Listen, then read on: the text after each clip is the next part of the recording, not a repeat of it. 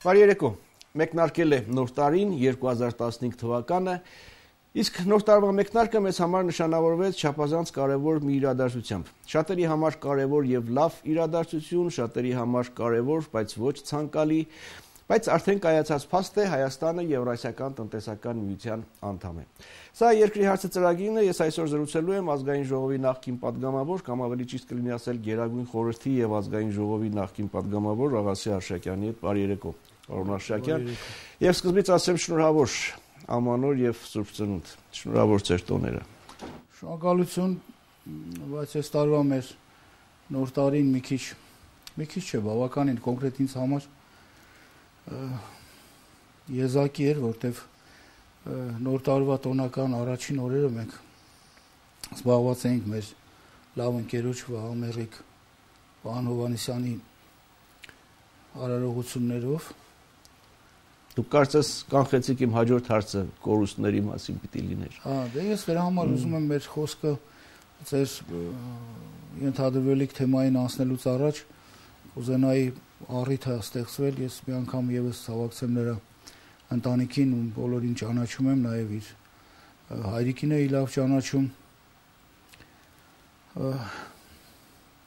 Դրան բոլորին ուզում եմ ցավակցեմ Վահանին, իր ընկերներին, իր ընտանիքին, իր կուսակցության անդամներին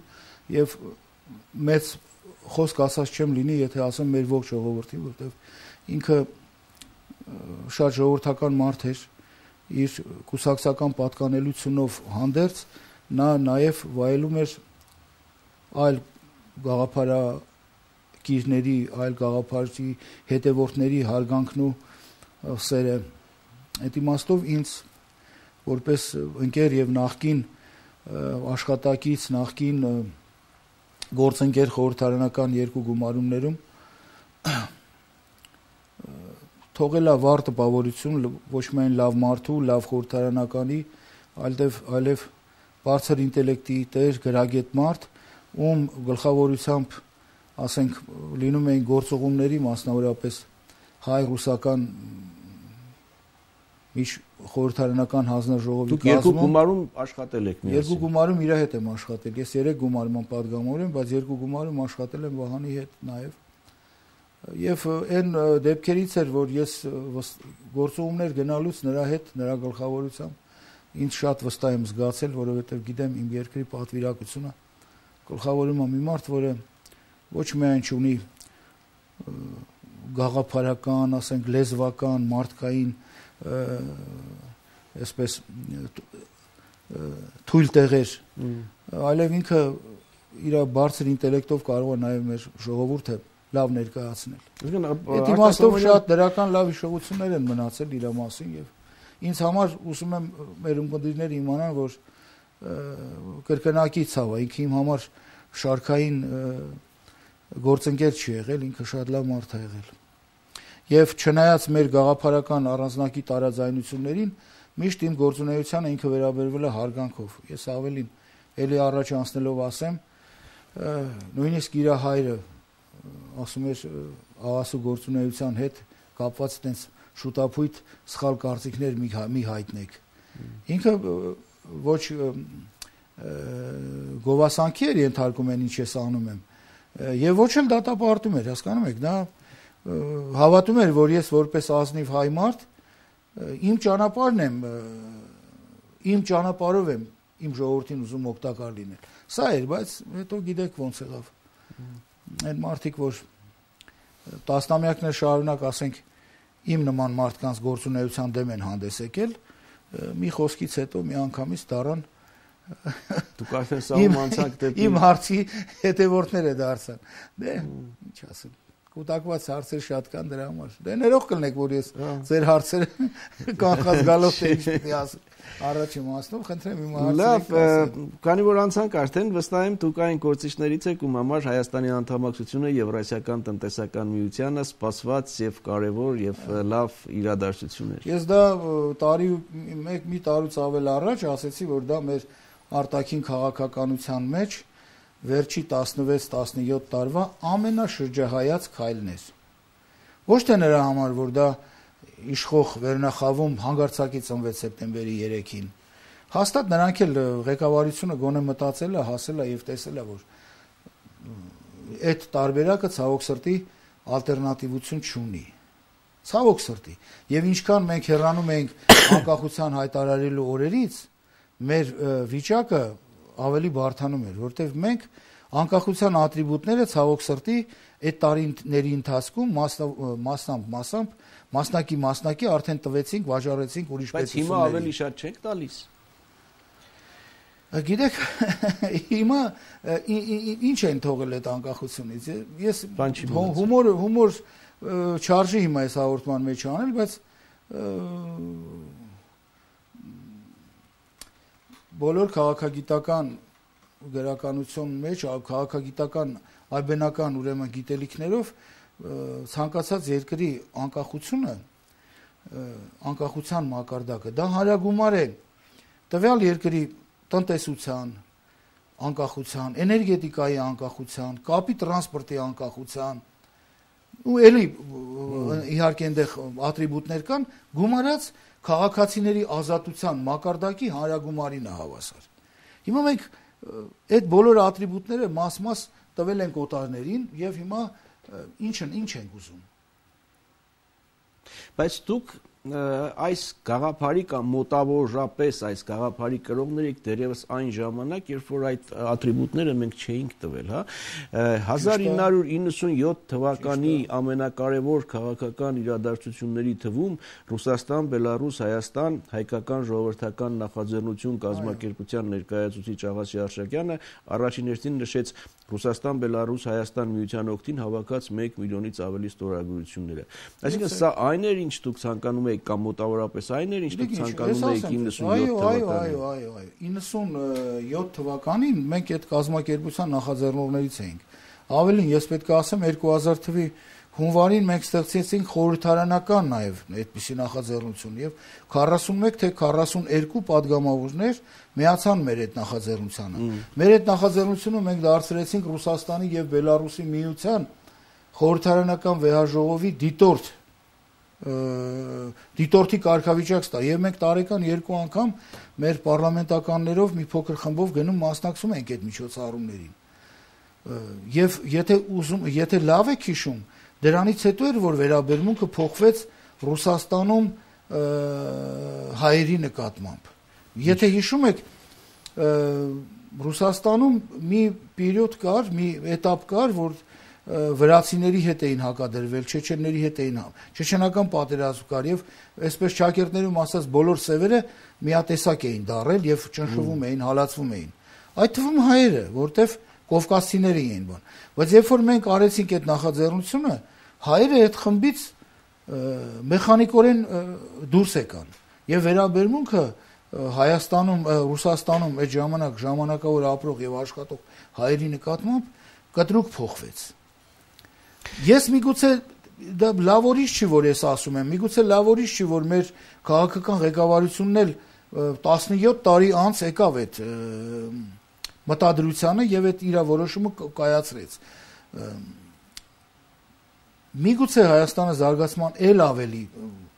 լավ տարբերակներ ուներ, բայց դրանք չեն երևում, չեն շոշափում։ Շոշափելի տարբերակը դա է, որովհետեւ մենք թող բարձր չհնչի, արդեն մենք մեր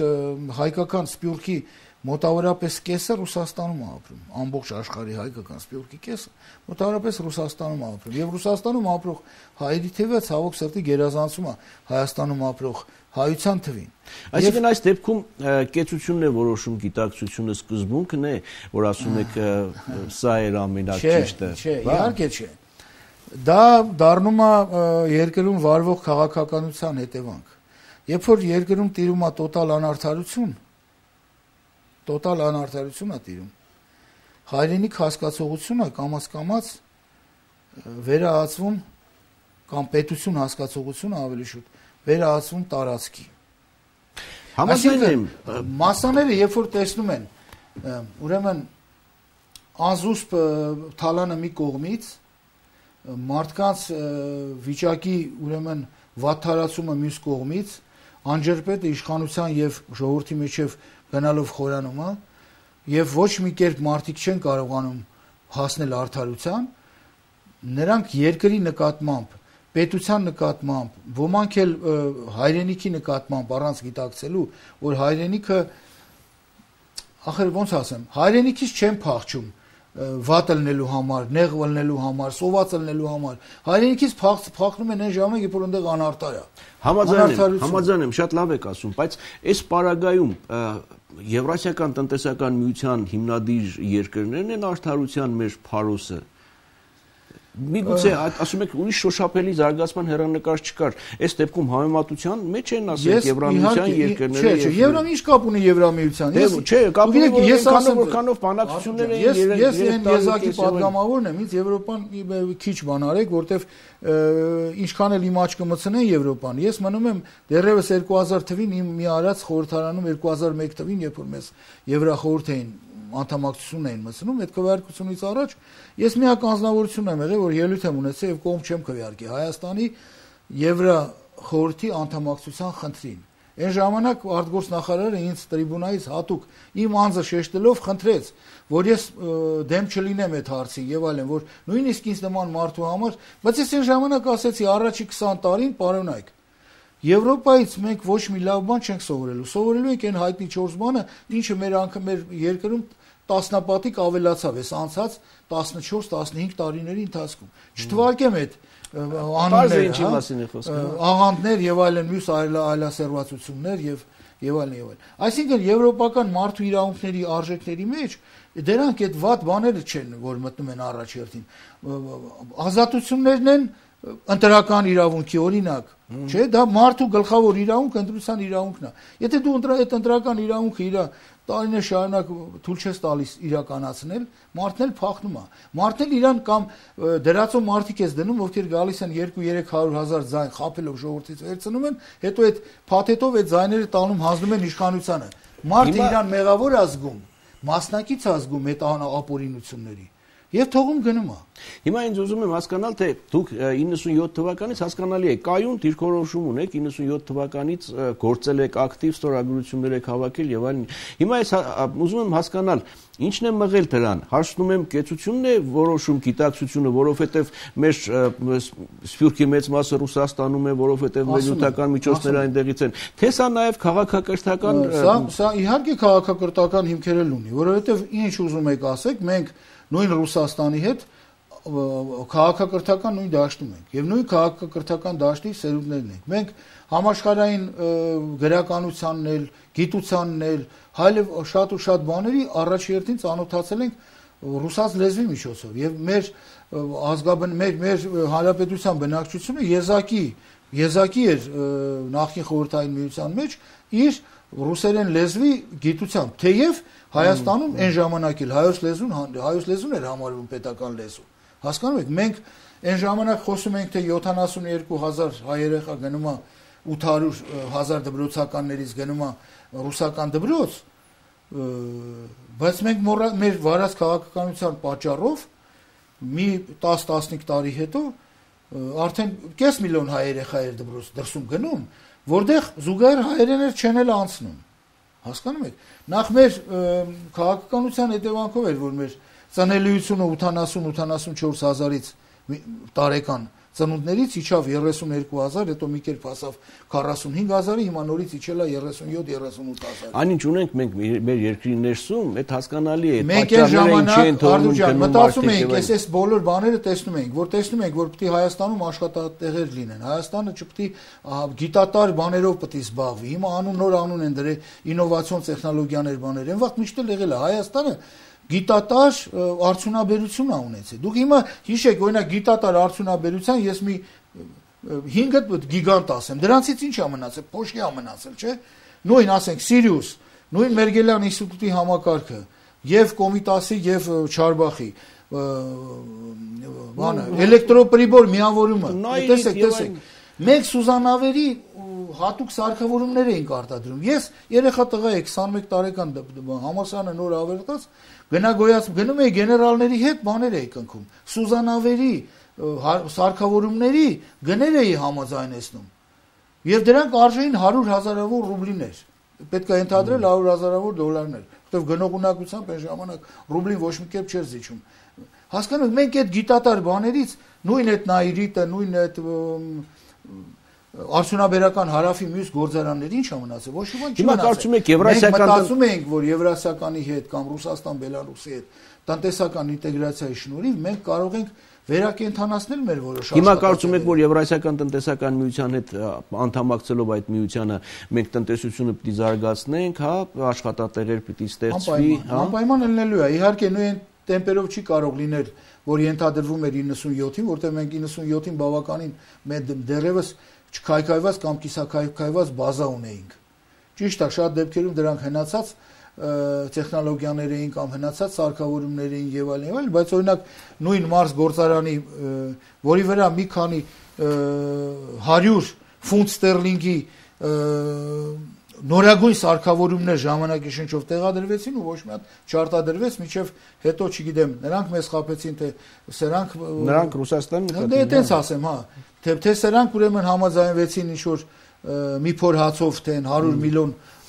վարկ ունեին, այդ վարկի դիմաց տվեցին, այն էլ է հիմա կարծեմ փոշիացել, որտեղ այնտեղ մի քանի ինչ որ փոքր-մոքր արտադրամասեր գործում են օրական մի ժամ, 2 ժամ, մի քանի հոգու համար, թե չէ, դա էլ Աստված գիտի։ Մենք այդ հնարավորություններից ուր ենք հասել։ Մենք հիմա մի երկու ոլորտում բան ունենք, հաջողություն ունենք։ Դե մեկը իհարկե ազգային բանակն է, որ առանց որի չենք կարա, իր բոլոր բացթողումներով եւ սխալներով եւ իր անտեղի զոհերով երբեմն այդպիսիք են լինում տարեկան 30-40, որ կարող են չլինել։ Մեր նվաճումը բանակն է, մեկ էլ բանկային համակարգն է, որը շահկերտներում բանկային համակարգի է, որ իր այդ բանկային ծծիչները ժողովրդի մարմնին միացրած քամում են, ինչեւ տեսնենք երբ կքամեն։ Հիմա եթե մենք երկրի ներսում այդ վիճակն ունենք, Եվրասիական տնտեսական միությունը մեզ ինչ է տալու, ինչ հնարավորություն է բացելու կամ ինչ հնարավորություն է մենք չենք։ Արթուր ջան, ուրեմն ամբողջ աշխարհը շուկայի կռիվ է։ Մենք ունեինք աշխարհի 1/6 շուկան անարգել հնարավորություն։ Մենք սկզբից կտրեցինք, հիմա ուշացած խելքի ենք եկել, այդ շուկան ուզում ենք օգտագործենք։ Բայց մինչև հիմա էլ, ասենք, եթե չէինք անդամակցում Ռուսաստանի հետ այդ նույն համաձայնագրերը, պայմանագրերն ունեինք, այդ շուկան փոխվելու են, անշուշտ բաներ են փոխվելու։ Երբ որ մենք օրինակ քվեարկում էինք 91 թվի հունվարին քննարկում էինք անկախության հանրաքվեի մասին օրենքն էին քննարկում։ Իհարկե ես դեմ չլնելով ոչ մի նորմալ մարդ չի կարա դեմ լինի իր երկրի անկախությանը։ Ես մի հարց եմ վաղ ուղղեցի, այդպես էլ այդ հարցի պատասխանը չստացա ու մինչև այսօր էլ չեմ ստացել։ Ես ասեցի, խնդրում եմ ձեզ, ես էլ սիրով քվեարկում եմ դրա օգտին, բայց ինձ ասեք, օրական Հայաստանը օգտագործում է 1000 վագոն ցորեն եւ 1000 վագոն նավթամթերք, մազութ, բենզին եւ այլն, ամեն օր 1000 վագոն։ Ինչ ճանապարհով ենք դա մենք բերելու։ Նավով չենք բերելու, ծովով չենք բերելու, երկաթգծով չենք բերելու։ Ոնց ենք բերելու։ Եթե մեր այդ շրջապակումներն արդեն երևում էր Վրաստանում խմորումները, ոնց ենք անելու։ Այդ երկու հարցին պատասխանեք։ Չնայած ես քվեարկեցի, չնայած հանրաքվեին էլ ես ուրախ եմ, որ մենք անկախ ենք, բայց այդ անկախության ատրիբուտները մենք չպահեցինք։ Դուք հիշեք ոնց ոչնչացրեցին մեր էներգետիկան, չէ՞, ինչ որ մի քանի մարդիկ հարստանալու համար։ Թե ցանցերը կլինի, թե ատոմակայանը կլինի, թե Հրազդան Սևան կասկադը կլինի, հիմա էլ կարծեմ Որոտանի բանն են անում։ Հիշենք ոնց օտարեցին մեր քաղաքացիական ավիացիան, ոնց էի ես իմ ընկերներով մենք կոտորում ենք մեզ Ադբաշյանը մյուսները, որ ասում ենք մի արեք հերորնաց, այդ ինչ եք անում։ Դուք հիշում եք, որ ինչ բաներով պայմանագիր կնքեցին ինքնաթիռ եւ մեր աղմուկը եթե չլներ են առաջի A310-ն էին գցելու եւ դրանով վերջացնեին։ Բայց քանի որ մենք հոդվածներ գրեցինք, որ այդ ինքնաթիռը բերում են այդ ստորացուցիչ, նվաստացուցիչ պայմանագրով ժամը 700 քանի հազար բանով վարձով, այսինքն մեր քաղաքացիական ավիացիայի 42%-ը բոլոր չվերթները պետք է աներ այդ ինքնաթիռը, որ 0 կանգներ։ Այսինքն մտածված բերում էին բանը կանդելու, հետո տալու մի հատ ինչ որ դրսից եկած մեկին, որ նայել իր հերթին քայքայի։ Ասում եք անկախության հռչակագրի հանրաքվեի այդ հարցի քննարկության ժամանակ ասում եք, թե մեզ այդքան վագոն պետք է ցորեն։ Այո, ցորեն եւ հացահատիկ եւ Հիմա եթե ինչ է փոխվել։ Հիմա ասեմ ինչ է փոխվել։ Բնակչությունը կիսվել է, հացահատիկի պահանջը ճանապարհի ասեմ, դե փոխվել է։ Հիմա ճանապարհը այգիները կտրել են, ցորեն են ցանում։ Արարատյան դաշտավայրում հողը ուրեմն այգու տակ 5 անգամ ավելի արդյունավետ բերք է տալի, քան թե ցորենի տակ։ Բանջարաբոստանային կուլտուրաների տակ 7-ից 8 անգամ ավելի բերք է տալի։ Արարատյան դաշտի հողակտորը։ Մենք այդ էր մնացել, այդ որ ասեն լավ, թող ցորեն ցանեն, բայց հիմա ցորեն ցանելուց էլ են զերկում։ Հիմա խելքից դուրս այնքան են ծակել այդ ջուրը, հանում են, դատարկել են, գյուղերը արդեն ջուր ոչ միայն ոռոգման չունեն, խմելու չունեն։ Հիմա Սևանը լրացուցիչ թողում են, որ գա գնա, բոլորին էլ պարզա, որ ընդեղի ջրերը հիմնականում մեր գիտեմ, այդ հորերի խնդիրը գիտեմ, առանձին անդրադարձել ենք, թե ինչ ուրեմն Բելարուսում ոչ մի անգամ այդպես բան չի եղնի, ոչ որ եղել է մեր մոտ։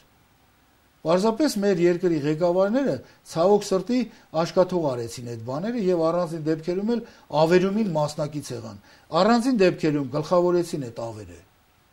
Բայց նաև քաղաքակրթական առումով ես որ շեշտեցի դուք անդրադարձակ արվեստ, գրականություն, մշակույթ, ես նկատի ունեմ նաև այլ արժեքներ, մարդու իրավունքներ, ժողովրդավարություն, ասեմ ձեզ։ Այս առումով ես երկար ժամանակ զբաղվել եմ մարդու իրավունքների պաշտպանության պրոֆեսիոնալ սկզբունքով, ասեմ ձեզ։ Ավելին, ես եղել եմ հիմնադիրներից մեկը Հայաստանի նոր հանրապետության, երրորդ հանրապետության առաջի իրավապաշտպան կազմակերպության հիմնադիրներից եմ եղել, դա կոչվում էր Սախարովի ֆոնդ, միջև հիմա էլ կա։ Ֆորմալ արդեն 10 տարի է չեմ խառնվում ֆոնդի գործերին։ Ֆորմալ մնում եմ այդ նախագահը, որովհետև ամերիկացիների ճնշման տակ այդ կազմակերպությունը բերեցին sense խեղտելու մենք ամենաուժեղն էինք։ Բայց երբ որ տեսան այդ կազմակերպության ղեկավարը Ռուսաստան, Բելարուսի մեջ է տենում Հայաստանի ժողովրդի մարդու իրավունքները, ամեն ձևի փորձեցին խեղտեն այդ կազմակերպությունը, ես ստիպված իմ լիազորությունները առանց վայ դնելու ինձ կողմ տարա, որ այդտեղ մի քանի աշխատող ունեինք, իրանք կարանան շնչեն։ Հասկանում եք։ Ուրեմն եւ մարդու իրավունքների պաշտպանությունը չի սկսվում ու վերջանում ուրեմն սեռական փոքրամասնության ազատություններով, չի վերջանում աղանդավորական կազմակերպությունները հոգեվորսությամբ զբաղվելով արմատներ են գցում 10-20 անգամ նրանց թիվը Հայաստանում մեծացել է։ Դրանով չի վերջանում։ Իսկ ընտրական իրավունքով։ Իսկ ընտրական իրավունքով մենք ամեն ընտրությունից առաջ մեր ընտրական օրենսգիրքը իբր թե բարելավել ենք Վենետիկի եւ այլ հանձնաժողովների ուժանդակությամբ, ես ձեզ հավաստիացնում եմ։ 90 թվի հունվար փետրվարին ընդունված դեռևս ԽՍՀՄ, ՀԽՍՀ դեպուտատների կողմից օրենքը ավելի, որով մենք եկանք 90 թվի մայիսի 20-ի ընտրությանը, ավելի ժողովրդավարական էր, ավելի մաքուր էր, ավելի վերահսկելի էր դարձնում ընտրական process-ները, քան դրանից հետո եկած ցանկացած։ Ուրեմն բարեփոխվել է 95 թվի ընտրություններից առաջ, 99 թվի ընտրություններից առաջ, 2003-2000 եւ գնալով վատացել է եւ ես գիտեմ, որ ամեն անգամ ընտրություններից հետո, որ ուզում ենք ավելի լավ, բայց ստացվում է ինչպես միշտ, սկսում ենք ընտրական օրենսգիրք բարեփոխել եւ այլն, հետո նորից ամեն պատմությունը կրկնվում է։ Ես այլ բան նկատի ունեի, ընտրական իրավունքի իրագործում այս միության տարածքում է դա ավելի լավ հնարավոր իրագործել, զարգացնել, կատարելագործել։ Ես գիտեմ ձեր տեղեկությունները ինչքան են օրինակ բելարուսական ընտրություններից։ Ես բազմաթիվ անգամ այնտեղ եղել եմ դիտորդ, բազմաթիվ անգամ։ Եվ այնտեղի ընդդիմությանն էլ շատ լավ գիտեմ։ Եվ այնտեղի մասաների տրամադրությունն էլ ես եւ գիտեք ինչ կա 2007 թվին կարծեմ, երբ որ ես հարցրեցի ինձ ստեղ հարցնում էին ասում իրոք տենց սիրում են Լուկաշենկոին ասում եմ տղեկ ջան իրոք սիրում են ախր զգացել եմ գիտեմ ես մտել եմ իրանց միասնական ընդդիմության միտինգի մեջ շարքերը եւ տեսել եմ 10 միլիոնանոց Բելարուսի 2.5 միլիոնանոց մայրաքաղաքում միավորված ընդդիմությունը հավաքում է ընդամենը 3000 մարդուց բաղկացած միտինգ որի կեսը 70-ի մոտ բաբուլյաներ են, մի քիչ ավել, մի քիչ պակաս, եւ մյուս կեսն էլ 13-14 տարեկան երեխեք են, անկապ։ Մի մասն էլ երևի հատուկ ծառայություններ։ Դե մի մասն էլ երևի հատուկ ծառայություններ։ Եվ այս պայմաններում եղել եմ ընտրողների հետ եմ խոսացել, ես տեսել եմ ընտրողների հոսքն էլ։ Ինձ հարցնում են իրոք այդքան սիրում են։ Եվ չէին պատկերացնում նրան սիրելու իրեն ժողովրդի չափերը։ Երբ որ ես ասում եմ, որպեսզի լավ պատկերացնեք, մեր իշխանության ինչքան են ատում մեր ժողովուրդը, այդքան սիրում են Լուկաշենկոին։ Բոլորը զարմացած ասում են, միթե այդքան շատ են սիրում։ Այսինքն իրանք ընդունում են, որ մեր ժամանակ մեր իշխանությունը մեր ժողովուրդը չի սիրում, ատում է։ Բայց ճար չունի։ Հիմա քիչ բան է փոխվել, ես ձեզ ասեմ։ Ոչ 96 թվականի ընտրություններից հետո, ոչ 2003 կամ 2008 թվականի ընտրություններից հետո, քիչ բան է փոխվել։ Եվ ես այսօր քաղաքականությամբ չեմ զբաղվում, գիտեք, 2007 թվականից չեմ զբաղվում, որովհետև չեմ զբաղվում, որովհետև անազնիվ էլեմենտը շատ է դրա մեջ։ Ես նախընտրեցի մարդ մնալ, քան քաղաքական գործիչ։ Հասկանում եք։ Բան չի փոխվել, քիչ է փոխվել։ Լավ է, Եվրասիական տնտեսական միությունը ասում եք, ձեր սպասելիքները հասկանալի է դրական են միայն, կամ գերակշիռ մասով դրական են, բայց արդեն մենք ավարտում ենք 3-4 րոպե ժամանակ է մնացել։ Այդ սպասելիքները իրականություն կդառնան, եթե ինքը միությունը կայանա։ Դուք տեսնում եք դրա ուրեմն անպայման կկայանա, եթե մերոնք հաշվի առնենք նաև այդ հիմնադիրանտների միջև հարց չէ, մերը չէ։ Ոչ մի բան չկա, նրանք իրան շահերն են պահում։ Թող մերոնք բարի լինեն, ժամանակին կարային միանան, երբ որ Ղազախստան չկար, Ղրղըզստան չկար, եւ Բելարուսը Ռուսաստանի հետ այդ իրանց միությունը, հիմա այդ պատկերն են ցույց տալիս, շատ լավ է։ Այդ միությունը կայացավ եւ Բելարուսը լավագույնս իրա իրավունքները պաշտպանեց։ Նախ ամբողջ աշխարհին ոչ մի ցենտ Բելարուսը պարտք չի։ Հասկանում եք, դրա փոխարեն փոքր Հայաստանը այսօր մի շնչի հաշվով փաստացի ապրող մի շնչի։ Ավելի քան $2000 պարտք ունի միայն համաշխարհային բանկին ու արժույթի միջազգային հիմնադրամին։ Ներքին պարտքերը չեմ ասում, ինչքան բաներ ունի։ Գոնե կպահեին մեր տնտեսությունը։ Բելարուսը պահեց, չէ՞։ Բելարուսը այսօր 2015 թիվն է գալի, 2024 թվի համար իր բելազների պատվերներ ունի։ Աշխարհով մեկ։ Պահելա չէ իր տնտեսությունը։ Բայց մենք Հայաստանը պարզում էր նույնիսկ սարքավորումները կոսմիկական սարքավորումներ ա ունեցել մի քանի անուն։ Բայց մենք վերացրեցինք այդ ամեն ինչը։ Իմ ասած ես վերջի խոսքը ասեմ։ Գիտեք ինչ կա, ինչի համար պետք է գնանք այնտեղ։ Ես հիմա ափսոսում եմ, որ չնայած գտնում եմ, որ դա իրոք շրջահայաց որոշում էր հանրապետության նախագահի կողմից այդ միգուցե եւ ճարահատյալ են այդ գնացել, որտեվ տեսնում են, որ ուրիշ բան չի մնացել։ Բայց այն մարդիկ, ովքեր տասնամյակներ շարունակ հակաճառել են այդ թեզին, պաշտոն են ունեցել, միշտ այն ժամանակել են եղել իշխանություն, հիմա էլ են իշխանություն, եւ հիմա իրանց կարծիքը կտրուկ փոխել են, թող բարի ելնեն ասեն ստեսուն էլի։ Բայց էլի չէ, իրանց կուսակցություն Սասյան նկատի ունեք։ Դուք կուսակցություններ էլ, քաղաքական գործիչներ էլ, ես ես մի բան ասեմ, մի հիշում եք այն սոցքարտերի պատմությունը։